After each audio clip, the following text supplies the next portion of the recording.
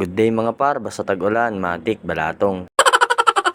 Ganito naman dito sa Pilipinas eh. Konting ulan lang, balatong kaagad. Matigas ulo ng Pinoy, kahit na may rayuma kumakain ng balatong.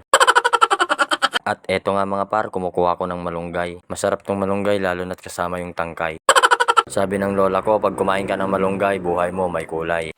At eto nga mga par, kumukuha ko ng metal boss ng kamote. Sabi nga din ng lola ko, pag kinain mo daw yung bagas nito ay magiging malakas ka daw. Kasi nung unang panahon, ganito daw yung kinakain nila. Tapos itong talbos ng kamote mga par, pag kumain ka daw ng talbos ng kamote, sabi ng lola ko, magiging kamote ka daw. Alam mo yung kamote, ikaw yun pag nagmomotor ka. Pag nagmotor ka, kamote ka, tapos nadisgrasya ka, gunggunam. Ito nga mga par, tinatanggal ko na tong dahon ng malunggay isa-isa. Pero nung di na ako makatiis, pati tangkay sinama ko na. Madali lang naman maghimay ng ganito eh. Kaso nainip ako kaya pati tangkay sinama ko. Yun, mekos-mekos na ni Insan yan no. Mekos-mekos na ni Insan no. Tornado, tornado, mekos-mekos ni Insan no.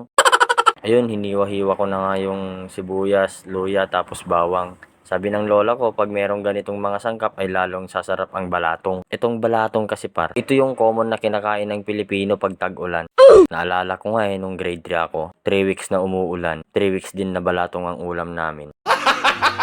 Ayun, speaking of bata, ayun, balikan natin yung pagkabata natin.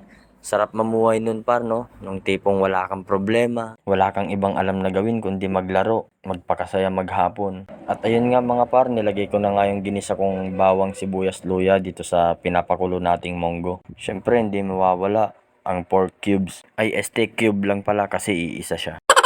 Yan, mekos-mekos natin tapos ipapatikim na natin kay misis kung pasado pa tong balatong natin. Pag nagluluto nga pala ako mga par, hindi ko tinitikman. Si misis ang taga-tikim ko kasi pag tinikman ko, mawawala na yung panlasa ko pag kakain na ako. Yun nga mga par, natikman ni misis. Solid, sarap daw, okay daw na okay kahit hindi. At eto nga mga par, ilalagay na natin tong metal boss ng kamote. Tapos isusunod na natin tong malunggay, pampakulay ng buhay. Speaking of buhay, simpleng buhay lang sapat na. Hindi ko na hinahangad yung marangyang buhay. Basta't makakain lang tayo ng monggo ng 3 beses sang araw, okay na. Siyempre joke lang, ayaw kong magkarayuman no, bata pa ako. Ito nga mga par, finished product. Sinasandok ko na para ilagay natin dito sa pagbaunan. Wala kasi kaming mangkok na basag ni misis nung bininagis niya sa mukha ko. De, joke lang. Sinabi ko lang yun para may masabi ako. At charan! Ito na ang monggo para kay misis. Gamot niya para sa pagod galing sa school. Monggo lang pala katapat mo sa pagod mo eh. Kaya, ito, lulutuan kita ng monggo araw-araw.